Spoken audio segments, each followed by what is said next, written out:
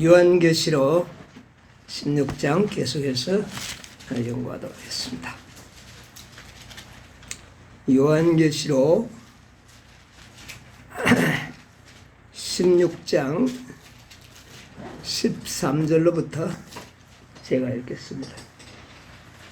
또 내가 보매 개구리 같은 새 더러운 영이 용의 입과 진성의 입과 거짓 선지자의 입에서 나오니 저희는 귀신의 영이라.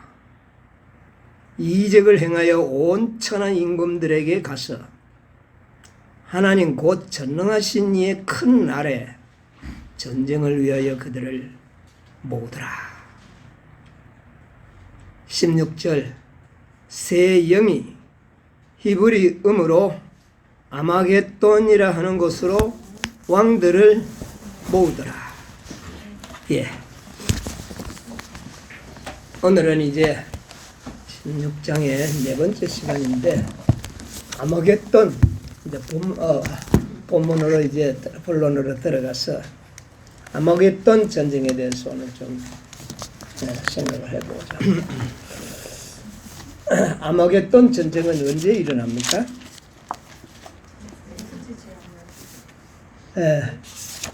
여기 보니까 이 개구리 같은 새 더러운 영이 이 천하 임금들을 모으는데 어느 날을 위해서 한다고요? 전능하신 이의 큰 날을 위하여 뭐를 준비하더라? 여러분 이렇게 이 내용을 자세히 보니까 이게 어떤 말입니까? 여호와의 여기 뭐라 했어요? 여호와의 큰 날에 전쟁을 일으키려고 계획하고 있음을 암시하고 있는 겁니다. 누가 그렇게 할까요? 개구리 같은 새 더러운 영이 여호와의 큰 날에 전쟁을 위하여 그들을 어떻게 해요? 모으더라. 이게 누구의 계획이죠? 사단의 계획. 사단이 여호와의 큰 날이 어느 날이죠? 이때를 그냥 스무시 넘어가지 않겠다. 뭐를 일으키겠다? 전쟁을 일으키겠다. 이 말입니다. 그런데 그 전쟁을 어디에서 일으키겠다? 아마겟돈이라는 곳에서 일으키겠다. 어떤 세력들이? 용의 입과 또 짐승의 입과 거짓 선지자예요. 그래서 우리가 자세히 보니까 여호와의 큰 날은 분명 그리스도의 재림의 날입니다. 이 날을 위하여 이미 사단은 뭐를 준비하고 있다고요? 전쟁을 준비하고 있다. 그러니까 아마겟돈 전쟁은 누가 계획한 전쟁이죠? 우리는 누가 섭리하시고 계획하신 것으로 알고 있죠? 하나님. 그런데 여기 말씀은 그렇게 나오지 않고 하나님이 전쟁을 계획한 게 아니고 누굽니까? 사단이 여호와의 큰 날에 전쟁을 일으키더라. 이 전쟁은 마지막 지상에서 일어날 전쟁이다. 이 전쟁의 승패에 따라서 선악의 대쟁투는 어떻게 된다고요? 끝난다. 네, 맞습니다. 그러면 이 전쟁은 매우 중요한 전쟁인데 여러분 이 아마겟돈 전쟁은 영적인 전쟁입니까? 물리적이고 실제적인 전쟁입니까?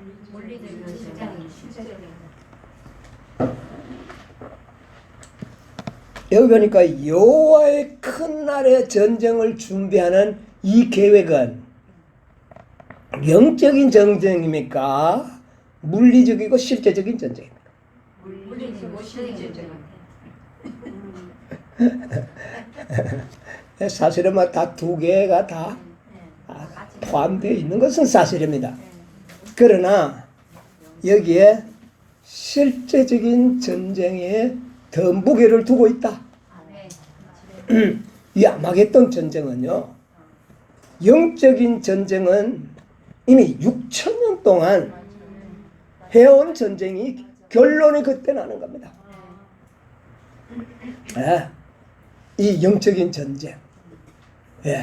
그 영적인 전쟁의 키포인트는 뭡니까? 하나님의 율법. 이것은 태초에 이미 사단이 하늘에 있을 때에 반역했던 그 이유가 하나님의 율법이었죠. 하나님의 율법은 완전하지 못하고 지킬 수 없는 율법이라고 하는 사실을 공포를 했습니다. 우리가 하늘 전쟁을 잘 보면은요,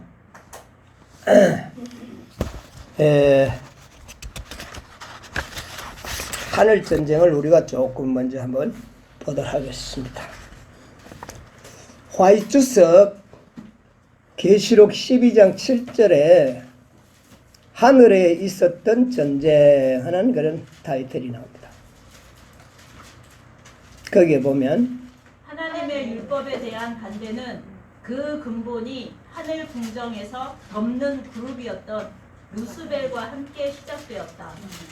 사단은 하늘 회의. 자, 됐습니다. 이게 시간이 많이 가면 안 좋으니까.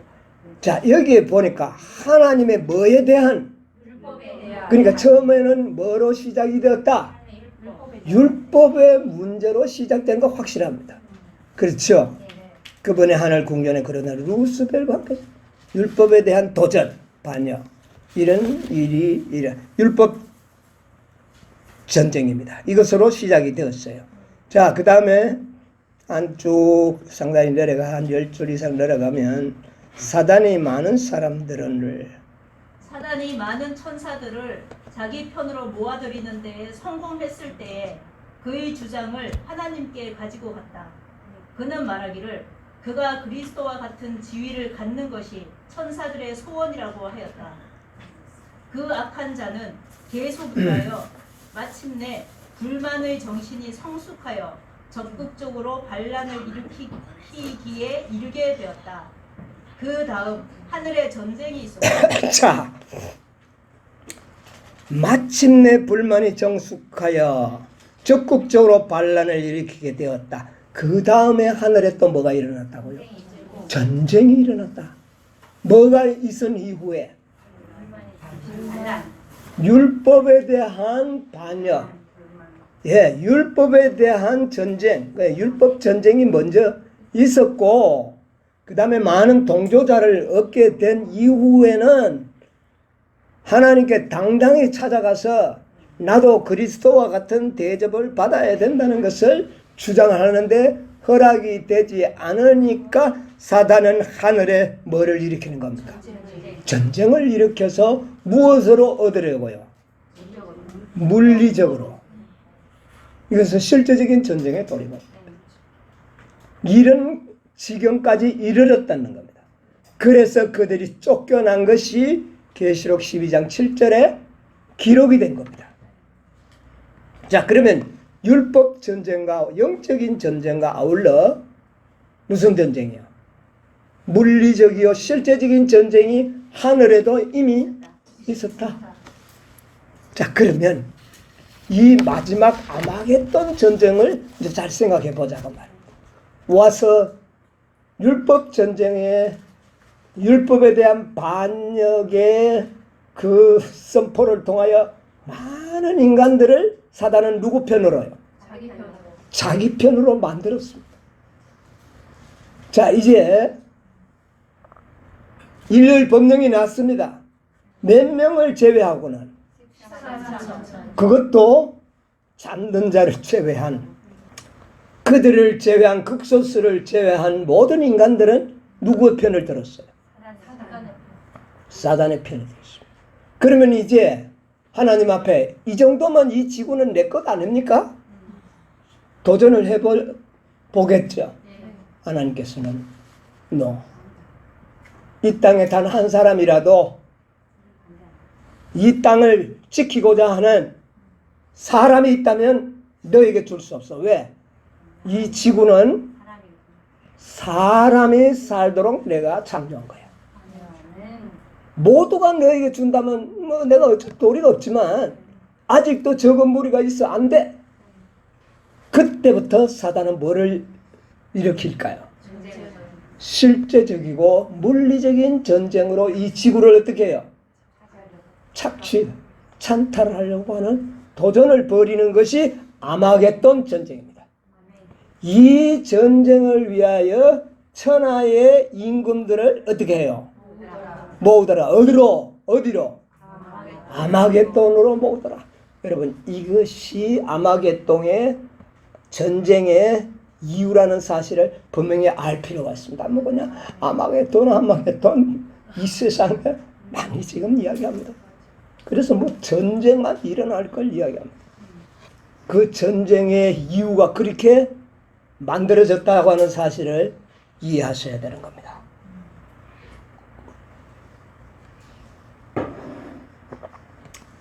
그러면 이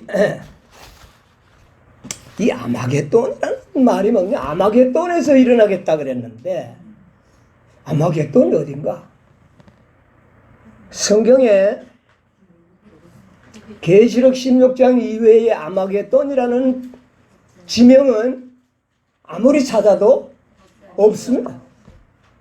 그러면 여기는 이 아마겟돈이라는 것은 분명히 지명을 말하기는 한데 실제적인 지명 그 자체에 문제가 있는 것이 아니라 무엇을 의미하고 있다는 사실, 뜻을 가지고 있다는 사실이죠. 자, 그래서 이것을 좀 생각을 해봐요. 아마겟돈이라는 것은 일종의 암호와 같습니다. 도무지 성경에 아마겟돈이라는 장소가 없어요. 그런데도 아마겟돈으로 모이겠다고 했으니까 이 말 속에는 뭔가 의미와 뜻을 가지고 있는 암호와 같은 거예요. 이 말인 아마겟돈이라는 이 말은 두 단어가 합성이 되어 있는 단어입니다. 헬라어 하르, 마겟돈, 이 두 단어입니다. 하르라는 뜻은 뭐냐면 산이라는 말입니다. 산. 마겟돈은 저 이스라엘의 무깃돌을 헬라어 발음으로는 마겟돈이라고 그렇게 이야기를 합니다. 그러면 이 말을 풀어보면 무깃도의 뭐? 산. 이런 단어가 이렇게 나옵니다. 그럼 무깃도의 산이 어떻게 됐다는 말이에요? 무깃도의 산이 뭐 몇 개가 있는지 뭐 우리가 알지 못하잖아요.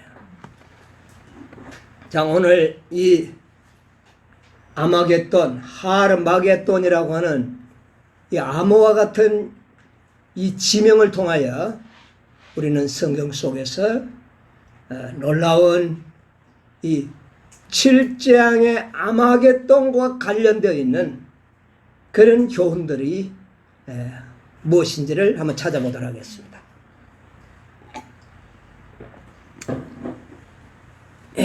이 무깃도는 에스드렐론이라고 하는 평야에 건설된 도시입니다. 곳인데 이쪽 편에가 평야에 있으면 저쪽 편에는 지중해 바다가 있어요. 그 가운데는 높은 산맥이 쭉 이렇게 산맥으로 이루어졌습니다. 우리나라 저 동쪽에 태백산맥이 등뼈처럼 쭉 하고 이쪽에 평야를 이루어지고 저는 바다로 가는 비슷한 그런 지경이 되겠죠. 그런 곳에 무깃도라는 도시가 있습니다. 근데 산맥에는 뭐 설악산도 있고 무슨 산도 있고 산이 많이 있죠. 마찬가지로 여기도 있는데 그 산맥을 갖다가 성경에 보면 갈멜이라고 이야기를 합니다. 갈멜 산맥이라고 이야기를 합니다. 그 산맥 이름 자체가 갈멜산에 보면 갈멜 산맥에 갈멜산이 있겠죠. 그래서 그 갈멜산에 놀라운 역사가 일어났던 것을 딱 이 무기또라고 하는 지명을 통하여 하나의 산을 딱 뭐요? 연상하게 해주는 거예요. 그러니까 무기또의 산으로 뭐 하더라? 모으더라. 그랬으니까 산과 여섯의 재앙은 뭐와 관련이 있다? 산에서 얻을 교훈이 있다는 것입니다. 산. 무슨 말인지 이해하십니까? 자, 그래서 이 하르, 산, 무기또의 산. 그래서 무기또 도시에서 가장 가까운 산이 갈멜산입니다. 오늘날의 저 북부 팔레스타인입니다. 여러분 뭐 유대 나라, 이스라엘 나라가 큰 땅덩어리를 갖고 있었던 게 아니잖아요. 그게 거기고 거기가 거기입니다. 그래서 바로 그곳인데 북쪽 그 팔레스타인이 오늘날의 에스드렐론 평야입니다. 거기서 오늘날 전쟁은 어떻게 해요? 끊임없이 크고 작은 전쟁들이 일어나죠. 그래서 한쪽은 평원, 한쪽은 저 바다를 가로지르는 그런 일. 갈멜산의 역사를 여러분은 알잖아요. 무기또 그리고 산 이렇게 하면은 무기또에서 가장 가까운 갈멜산, 그 뒤에 있는 산맥을 이루고 있는 중추적인 역할을 하는 갈멜산을 우리는 성뜻 성경을 읽는 사람이라면 생각해낼 수가 있다고 말입니다. 자, 그러면 그 갈멜산을 우리 한번 생각을 해보겠습니다. 자, 이 갈멜산에서 어떤 일이 일어났는가? 이 갈멜산, 열왕기상 18장 19절로 20절 한번 찾아보겠습니다. 그런즉 보내어 온 이스라엘과 이세벨의 상에서 먹는 바알의 선지자 450인과 아세라의 선지자 400인을 갈멜산으로 모아 네게로 나오게 하소서. 아합이 이에 이스라엘 모든 자손에게로 보내어 선지자들을 갈멜산으로 모으니라. 자, 이 갈멜산에는 하나님께서 멸망시키기를 원하시는 그때 당시의 거짓 선지자들. 어느 나라에? 이스라엘. 거짓 선지자들을 멸망시키기 위하여 갈멜산으로 모으도록 계획을 하신 겁니다. 그래서 이 아합이 보면 선지자들을 갈멜산으로 어떻게 해요? 모으더라.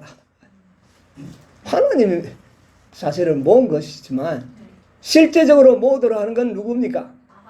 아합입니다. 사단이 이 마지막 때 왕들을 모으지만 사실은 그 사단이 할 일을 기획하신 분은 하나님의 계획 속에 있었다고 말합니다. 자, 이때에 이제 여기에 왔던 모든 거짓 선지자들, 여기에 그 얼핏 생각하면 영적인 매우 중요한 대결이 있었지 않습니까? 영육의 큰 영적인 선악의 대전투의 이 전조를 보여주는 이 장면이거든요. 그래서 바알을 섬기는 선지자들, 또 아세라 목상을 섬기는 선지자들, 한 명도 빠짐없이 그곳으로 어떻게 해요? 여러분, 일요일 법령 때에 일요일 법령은 뭐를 섬기도록 하는 법령이죠? 태양신. 바알신이 뭡니까? 태양신이에요. 이 여섯째 재앙의 전쟁은 바알신을 섬기는 선지자들을 집결시켜서 그곳에 멸망시키려고 하는 것이 하나님의 계획임을 이 장면에서 우리가 볼 수가 있습니다. 짐승의 입과 거짓 선지자의 입과 용의 입이 나오는데 용의 입은 여기 내용을 보니까 용의 입은 여기에 나왔나요? 안 나왔어요. 누구만 나왔어요? 바알 선지자와 아세라 선지자. 두 세력이 나왔잖아요. 바알 선지자를 대표하는 오늘날의 단체가 누굴까요? 법안권이 바알, 아세라는요 개신교 단체다. 그들만을 몽땅 모여서 그곳에서 어떻게 해요? 하나님의 심판을 받도록 했던 것이 갈멜산의 역사입니다. 이것은 마지막 여섯째 재앙의 성격을 보여주는 것입니다. 어떤 자들이 주로 희생의 대상자들이 될 것인가? 그럼 무슨 말인지 이해하십니까? 중요한 문제죠. 네. 여섯째 재앙의 실제적인 내용을 아주 그렇게 미묘하게 우리에게 보여주는 것입니다. 우리가 이 계시록을 연구해 보면 17장에 보면 16절에 뭐라 그랬습니까? 여섯째 재앙에 어떤 일이 일어날 것이 예언되어 있죠?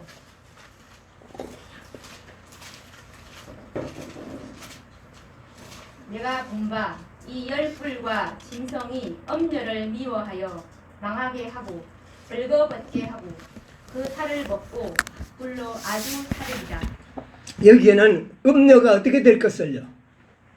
멸망당할 것을, 망하게 될 것을 예언하고 있거든. 이때가 언제일까요? 실재앙 중 언제요? 아마겟돈 전쟁입니다. 그러니 이 음녀를 대표하는 세력은 짐승의 입과 거짓 선지자의 입이 무깃도의 산 갈멜산을 통하여 우리에게 아마겟돈 전쟁의 가장 희생자가 될 것이 어떤 사람들인 것을 우리에게 보여주는 하나님의 말씀입니다. 여러분 확실하지 않습니까? 예, 이것을 보여주고 있습니다. 자, 그런데 이 세 세력 중에 용의 세력이 아닌 짐승과 거짓 선지자의 세력이 하나님의 진노에 뭐를 받을 것을요? 포도주를 마셔.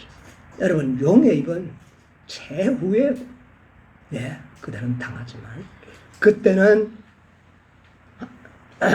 하나님의 진노의 포도주는 짐승과 거짓 선지자들이 대상자들이다. 지금까지 우리 배운 것과 일치하지 않습니까? 예, 그렇게 우리가 이해하면 되겠습니다. 이 용의 입들은요, 인류 법령 때 적극 주동자가 아닙니다. 용의 세력들은, 용의 세력들, 무신론 세력들, 적극자들, 인류 법령 내릴 때 그들은 그저 동의는 합니다. 왜 동의합니까? 경제적인 제재 때문에. 입에, 생도에 뭐가 끊어지겠다. 그러니까 어쩔 도리 하는 거예요. 그러나 적극 주동자는 누구였어요? 짐승과 거짓 선지자. 그러므로 하나님께서는 그들에게 진노의 잔을 부으신다고 말합니다. 자, 그 다음에 아마겟돈을 우리가 한번 또 아마겟돈 그 무깃도의 산에 대해서 또 산에 대한 하나의 또 기록을 또 한번 찾아보려고 하는데요.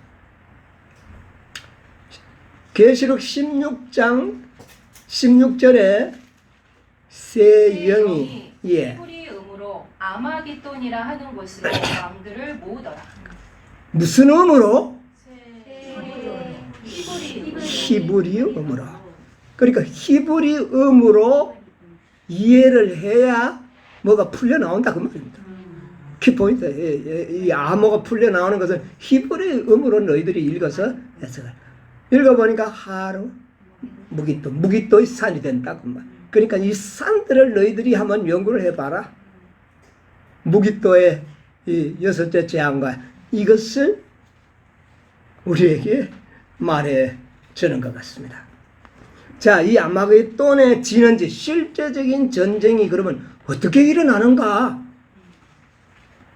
이것을 우리가 좀 알아야 되겠습니다. 자, 그 다음에 우리 이 실제적인 전쟁이 일어날 것에 대한 예언인 다니엘 11장에 보면 예언이 들어가 있습니다. 한번 찾아보겠습니다.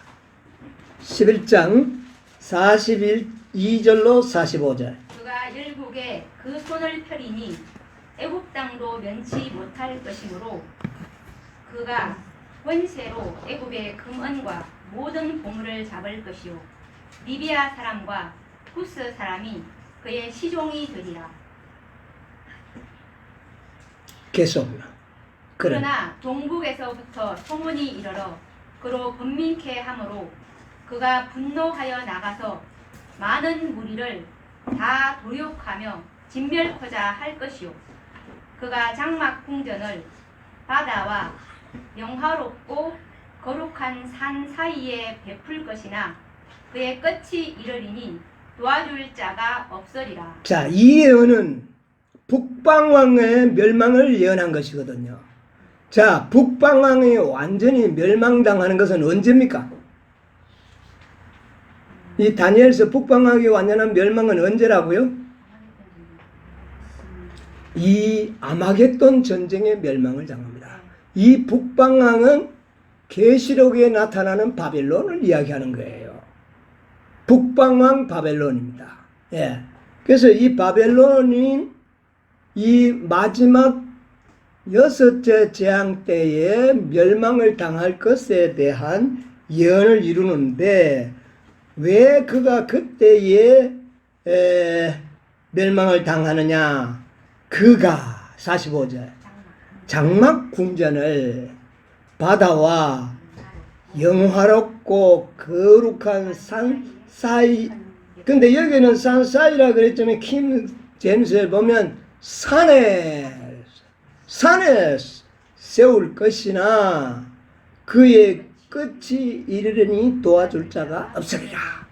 여기에 바벨론의 멸망의 단초가 되는 것이 산에 장막 궁전을 세우려고 할 때에 멸망이 왔다는 것을 예언한 장입니다. 이것은 유일무이하게 아마겟돈 전쟁의 북방왕 바벨론의 멸망의 원인을 여기에 예언한 겁니다. 거룩한 산 뭐요? 산 위에 산에. 그러면 이 거룩한 산이 또 우리가 연구해야 되지 않습니까?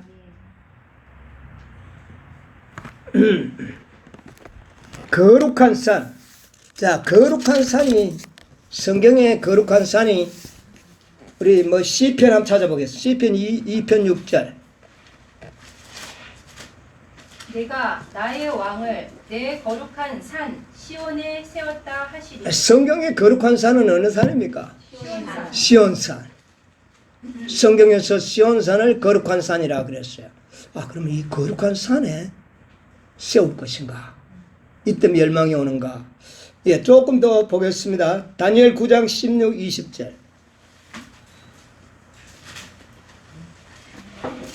주여 내가 구하옵나니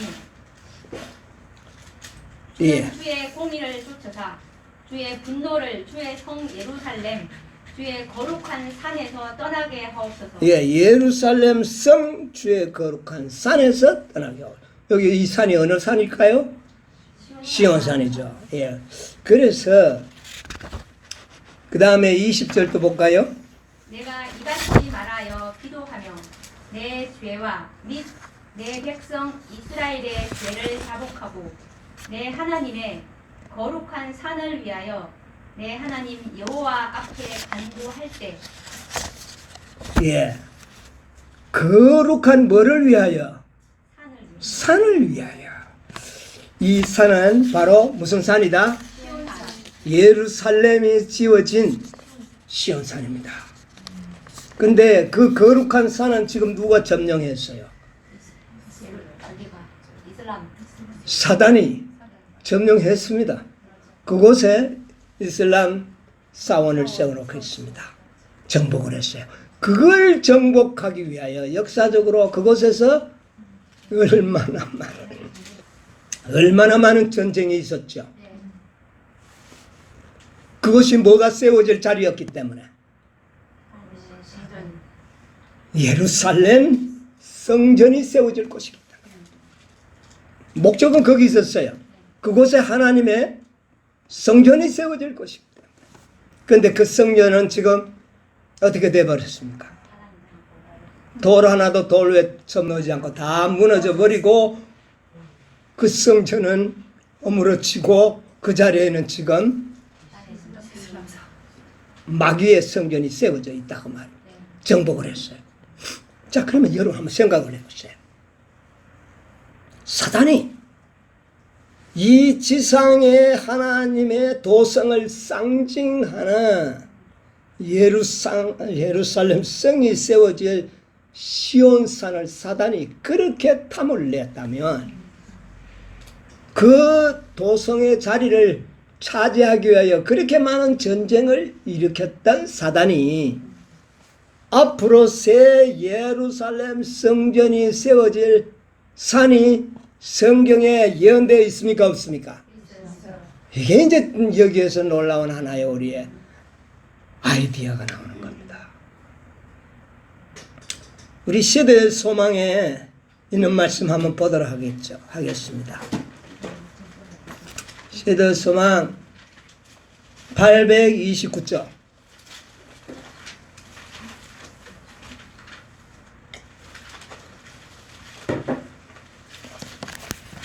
(829쪽) 30쪽에 그리스도께서 아버지의 보좌로 올라가셔야 할 때가 그리스도께서 아버지의 보좌로 올라가셔야 할 때가 이르렀다. 거룩하신 정복자로서 그분은 승리의 전리품들을 가지고 하늘 궁전으로 돌아가시려는 참이었다. 그 다음에 조금 지나가지고 예수께서는 그의 성천하시에 예수께서는 성천 장소로 당신이 사람들 가운데 계실 때에 당신의 임재로 자주 거룩하게 되었던 곳을 택하셨다. 다윗의 도성이 있는 시온산도 성전이 자리 잡은 모리아산도 이 영광을 받지 못했다. 그곳은 그리스도께서 조롱을 받으시고 거절당하셨던 곳이다. 그곳은 사랑의 힘찬 자수를 타고 밀려오던 자비의 물결이 바위처럼 굳은 마음들에 부딪혀 되돌아오는 곳이다. 그리하여 피곤하고 마음이 무거워지신 예수께서는 감람산으로 쉴 곳을 찾아가셨다. 이게 무슨 산이 나옵니까? 감람산. 예, 감람산이 나옵니다. 예, 잘 기억하시고 좀 지나가서 이 산으로부터 그는 하늘로 올라가실 것이었다. 좀 밑에 내려가면 조금 내려가면 이 산으로부터 그는 하늘로 올라가실 것이었다. 그분이 예. 다시 오실 때에 이 산 꼭대기에 그의 발이 머무를 것이다. 자, 다시 오시는 그리스도의 발은 어디에 머문다고요? 이 감난산 꼭대기에 머무를 것이다. 그 다음에 그때에는 슬픔의 사람이 아니라 영광스러운 승리의 왕으로서 히브리 인의 할렐루야가 이방인의 호산나와 섞이고 강한 불교와 같은 구속받은 자들의 음성이 만유의 주이신 그분께 면류관을 드리셔야 하고 한호하는 소리로 높아지는 중에 그분은 감람산에 서실 예, 거기까지 뭐.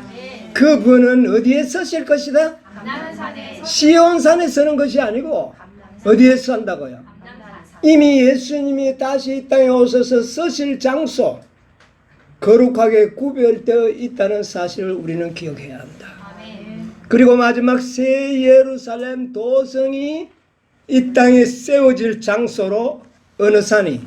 감람산. 감난산이 지정되어 있다는 것을 성경은 예언하고 있습니다. 그러면 이 감난산이야말로 진실로 또 어떤 산입니까? 거룩하고 영화로운 산이라 그 말입니다. 예. 영화롭고 거룩한 산. 여기에 누가 궁전을 세우겠다고요? 사단이. 아니, 사단이 아니고. 물론 사단은 맞아요. 아는데 누굽니까? 짐승, 바벨론, 음녀, 이들을 말합니다. 이들이 거기에 예수님의 마지막 거룩하게 구별되어 있는 그 산을 자기의 소유로 삼으려고 할 때에 그의 끝이 이르리라. 끝이 이른다. 이것은 짐승의 입과 거짓 선지자의 세력이 이 땅에서 완전히 멸망당할 것을 예언합니다. 이때가 시제가 언제입니까? 7장 중에 6째 장입니다. 이때 이루어지는 것이죠. 그러니까 이 다니엘서 11장에 나오는 이 예언도 6째 재앙과 관련시켜서 결과를 맞춰보면 정확한 답이 나오는 겁니다. 자, 하르마게돈. 이게 뭡니까? 산과 관련이 있는데 6째 재앙과 관련되어 있는 산들을 보니까 이게 보통 의미가 있지 않지 않습니까? 이 감난산의 음녀, 짐승이 자기의 장막 궁전을 세우려고 할 때 그의 끝이 이를 것이다. 여러분, 이 실제적인 전쟁을 하는 일에 지금까지의 모든 전쟁은 누가 리드해 나가느냐 하면 짐승과 그의 선지자들. 그러니까 로마 법안권과 개신교 단체들 같으면 그 종교단체를 말하는 게 아닙니다. 미국을 이야기합니다. 개신교국 미국. 이 두 세력이 오늘날 이 전쟁은 어떻게 합니까? 리드해 나가고 있습니다. 그런데 이들이 끝이 이를 날이 오는데 이들이 마지막 하나님의 구별해 놓으신 거룩한 산을 그들이 정복하고 차지하려고 할 때 하나님께서는 그것을 용납하지 않으시고 이때에 그들은 완전히 세력이 멸망하게 될 것이다. 아까 우리가 계시록 17장에 보니 음녀의 멸망이 나오잖아요. 바로 이때라는 겁니다. 장막 궁전을 바로 감난산에 세우려고 할 그때에 이런 일이 일어날 것이다. 예, 오늘 우리는 이 산에 대해서 관련된 사건들을 연구하면서 아마겟돈을 연구하는 겁니다. 자, 육신의 도성 예루살렘이 세워지는 것을 탐내가지고 사단이 오늘날까지 그렇게 했던 자가 이제 마지막 하나님의 영적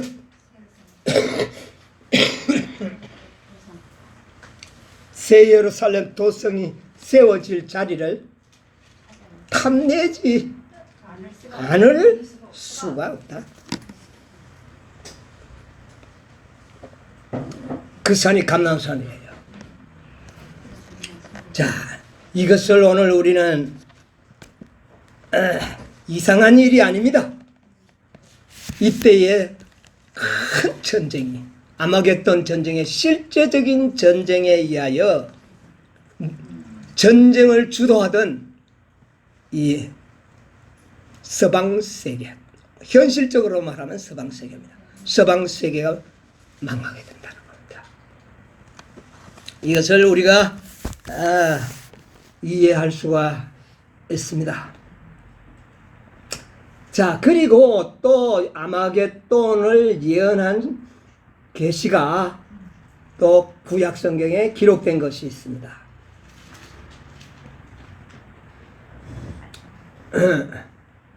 요엘 3장 2절 한번 누가 읽었어요? 내가 만국을 모아 데리고 여호사밧 골짜기에 내려가서 내 백성 곧 내 기업된 이스라엘을 위하여 거기서 그들을 국문하리니 이는 그들이 이스라엘을 열국종에 흩고 나의 땅을 나누었음이며. 자, 여기 보니까 여호사밧 골짜기 나오죠?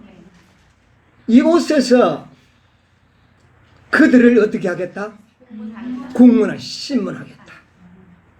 여호사밧 골짜기 어디입니까? 어딘지 모르죠.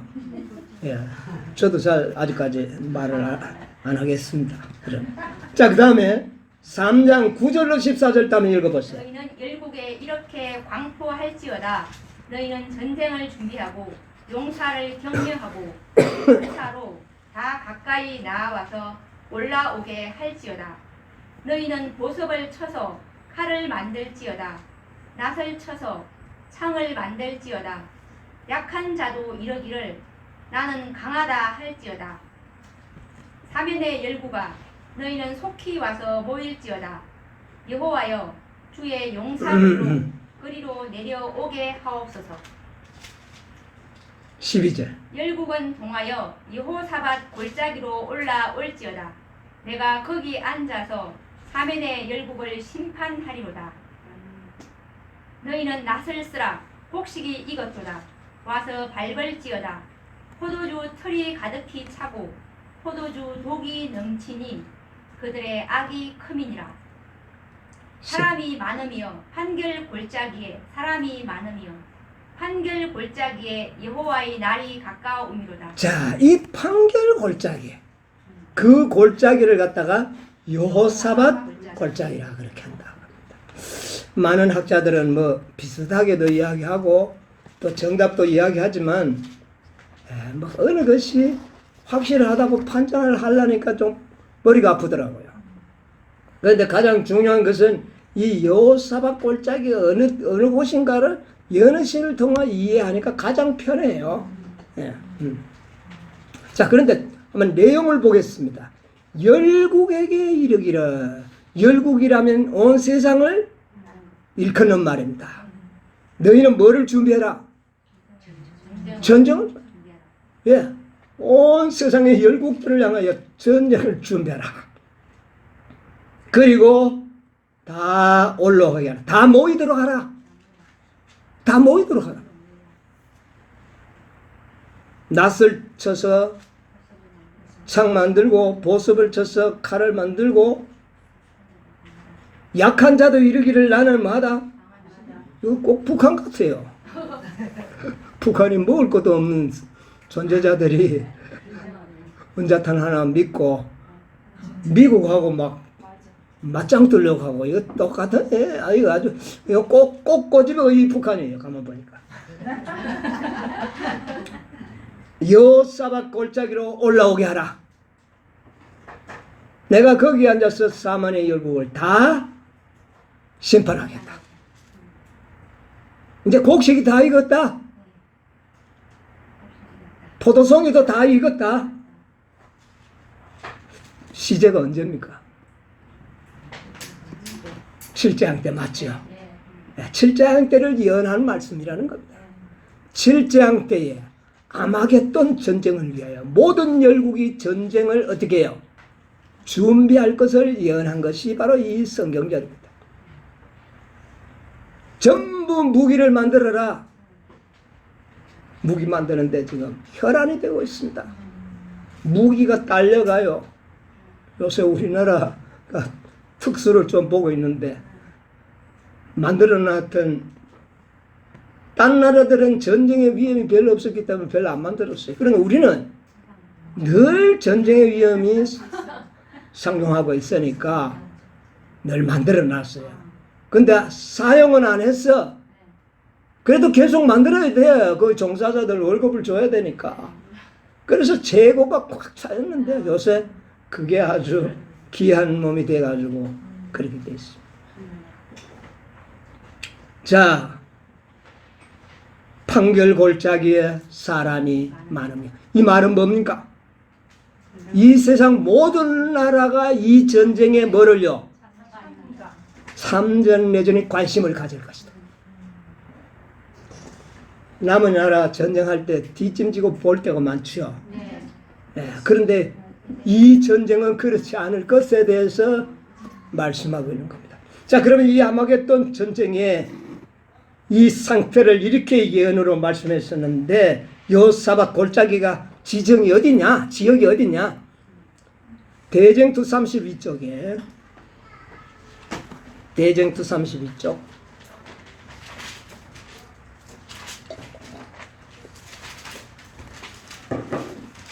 32쪽 로마의 장군들은 로마의 장군들은 유대인을 공포에 휩싸이게 하여 그들의 항복을 얻어내려고 하였다. 그리하여 그들은 사로잡은 유대인 중 저항하는 자는 채찍으로 때리고 고문한 후에 그를 예루살렘 성벽 앞으로 끌어내어 십자가에 못 박았다. 이와 같은 방법으로 죽은 자의 수는 날마다 몇백 명에 달하였다.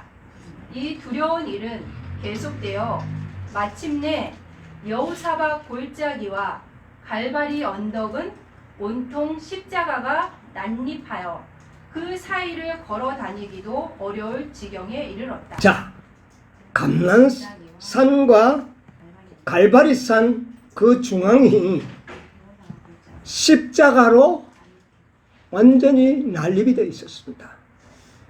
그것을 갖다가 선지자는 뭐라 그래요? 여호사박 골짜기죠. 그러면 여호사박 골짜기가 어느 산과 관련이 있습니까? 감난산 계곡 기슭을 이야기하는 겁니다. 아주 뭐 설명이 사람들 학문보다는 우리가 이해하기 아주 쉽습니다. 그래서 이 기드론 골짜기, 감난산 앞 기드론 골짜기를 여호사박 골짜기, 이곳에 사람이 몰려올 것이다 그랬어요. 그러면 실제적으로 이들이 이 골짜기에 많은 사람이 다 몰려오느냐?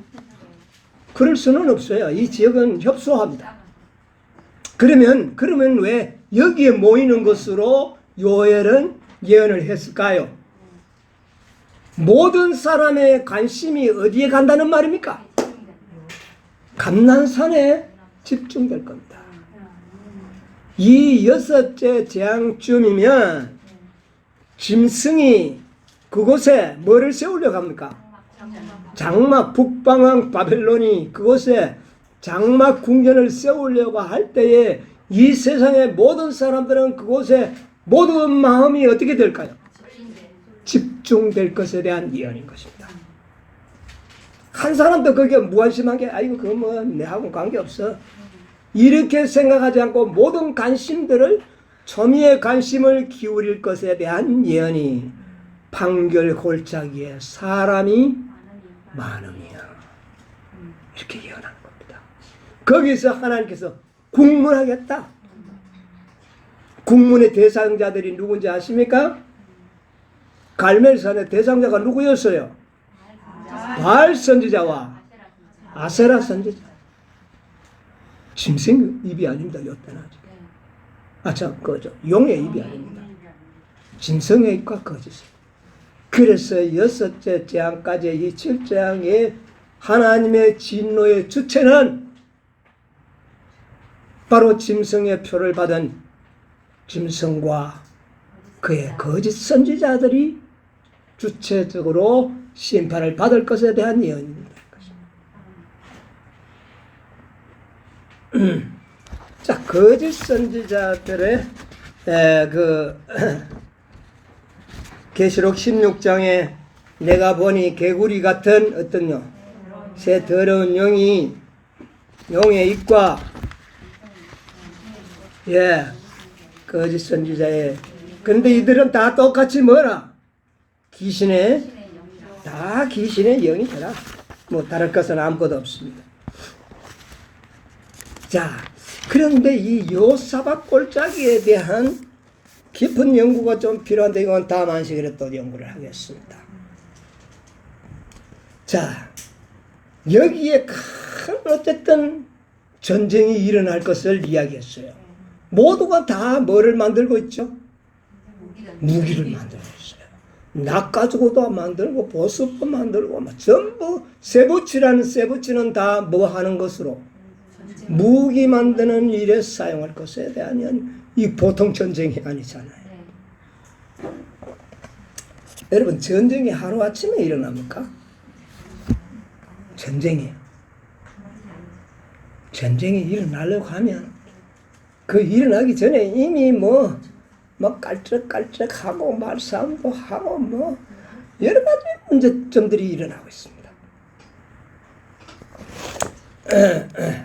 긴 시간의 전쟁의 전운이 일어나는 그런 일들이 일어납니다.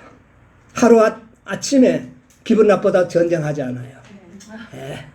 기분 개인들끼리는 하루 아침에도 싸우고 금방 또 싸우는데 나라와 나라의 전쟁은요 하루 아침에 일어나지 않습니다.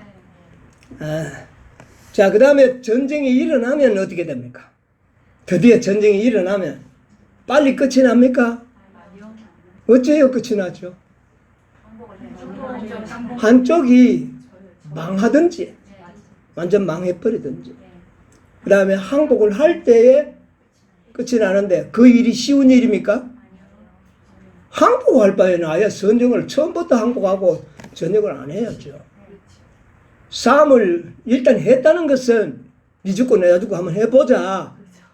죽을 때까지 한번 싸워보겠다는 결전의 의지가 없이는 전쟁이 일어나지 않습니다. 그래서 전쟁이 일어났다면 대체적으로 어느 정도 걸립니까?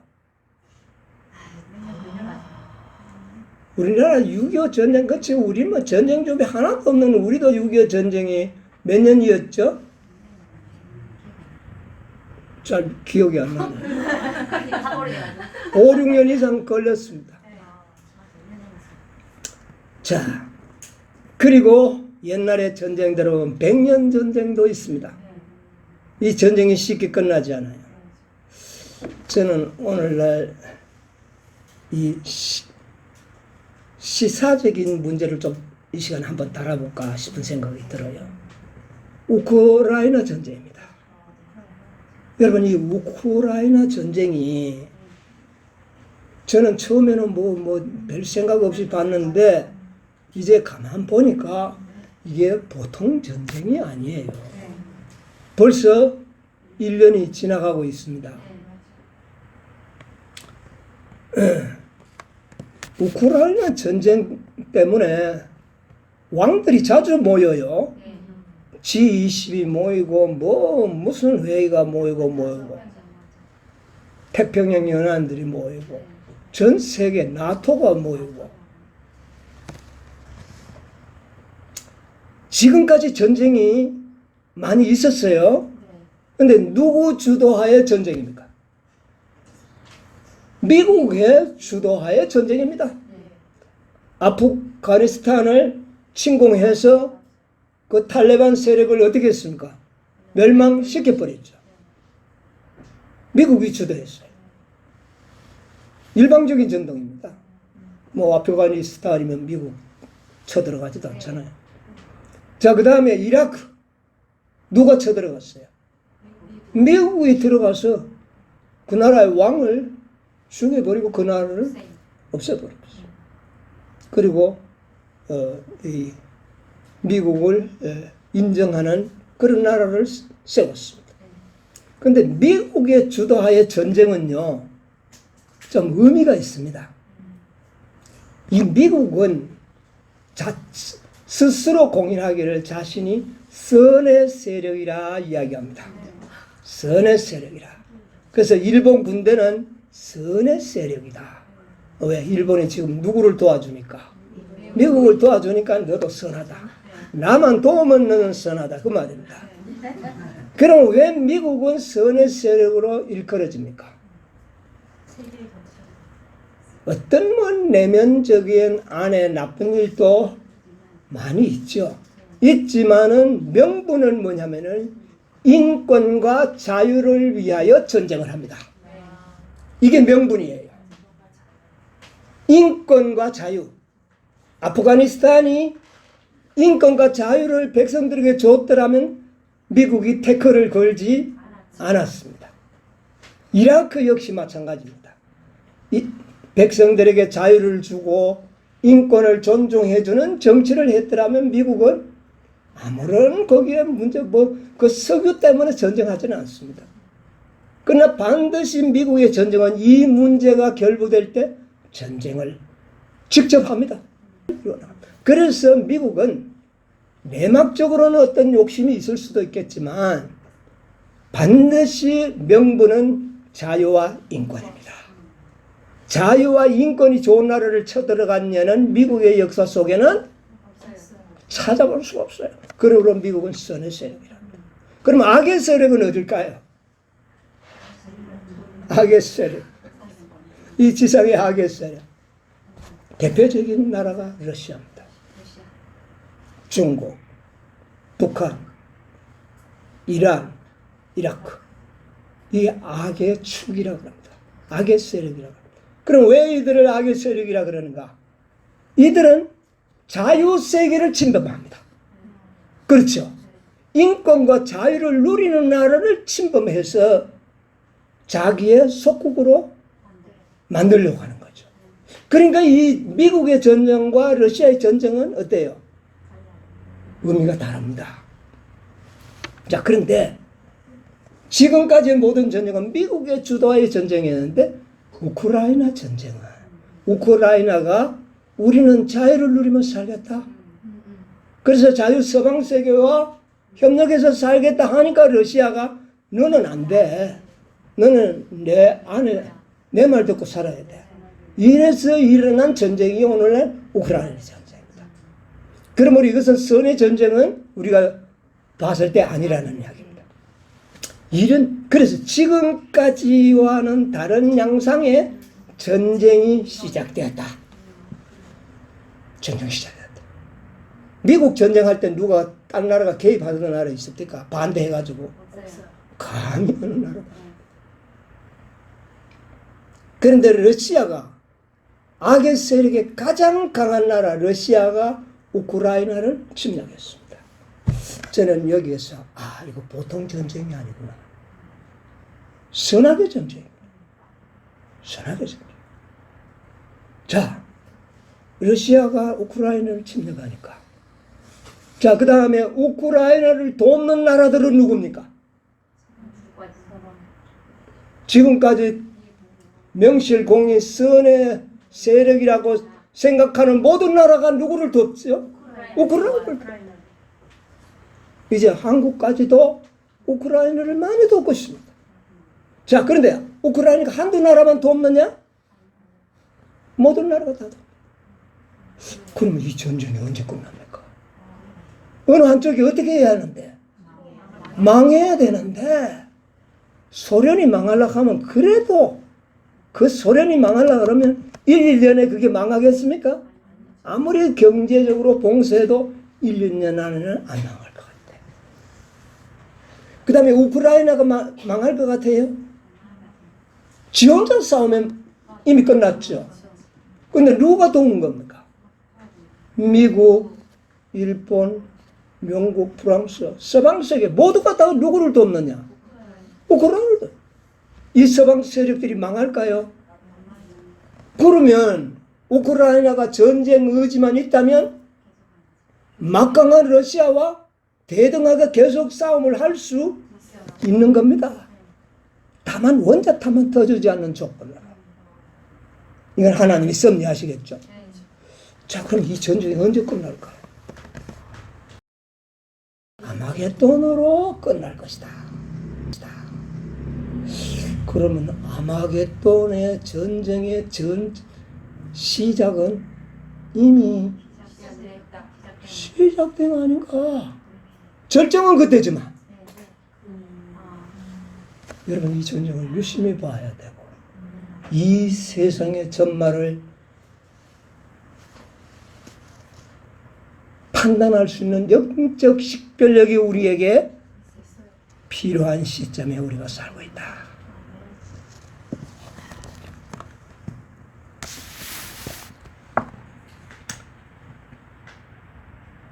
그 절정은 미국이 전부 주도를 지금도 하고 있잖아요. 하고 있는데 어디에 장막 궁전을 세우면 여호사밧 골짜기 감난산 위에 자기의 장막 궁전을 세우려 할 때 끝이 올 것이다. 이 오늘 지금 벌어지고 있는 이 전쟁에는 세계가 동참하는 전쟁이야. 열국이 동참하는 겁니다. 악의 축에는 누가 동참했죠? 음성적으로는 이미 형성이 된 겁니다. 양성적으로는 합니다. 음성적으로는 중국, 북한, 이란, 뭐 리비아, 시리아 이런 나라들이 그 축이 형성되고 있어요. 그러나 그들은 이를 법령을 내리는 일에는 그들이 동의합니다. 왜? 경제적인 제재를 받지 않기 위해서. 그래서 용의 입과 짐승의 입과 거짓 선지자의 입이 똑같은 악의 영이지만 하나님의 백성을 대적하는 일에는 이들이 하나가 될 수 있지만 그 외의 일에도 이 세 무리가 하나가 될까요? 안 된다는 겁니다. 그러므로 전쟁이 일어날 가능성이 현존하여 있다. 그 전쟁이 발발이 나는 이 우크라이나 전쟁이 시발점이 되지 않겠는가. 6, 7년 지나가는 건요. 잠깐에 지나갈 수 있어요. 여러분, 아마겟돈 전운이 이미 우리의 마음에 느껴지는 것 같습니다. 저는. 여러분, 이런 때에 우리가 어떤 사람이 되어야 하는가? 계시록 16장에는 뭐라 그랬어요? 너희가 어떤 몸으로 있지 않도록 깨어 자기 옷을 지켜 벌거벗고 다니지 않고 부끄러움을 보이지 않으려는 자가 뭐하냐? 복이 있다. 여러분, 오늘 이 아마겟돈의 이 모든 성경적 예언들을 살펴보면서 지금 우리가 어느 시점에 있는지를 좀 느끼게 해주는 것 같습니다. 아무쪼록 우리가 그날이 이를 때에 벌거벗고 다니지 아니하는 그런 백성으로 우리 다 주님을 영접하는 여러분과 제가 되기를 간절히 바라면서 오늘 말씀을 마치겠습니다.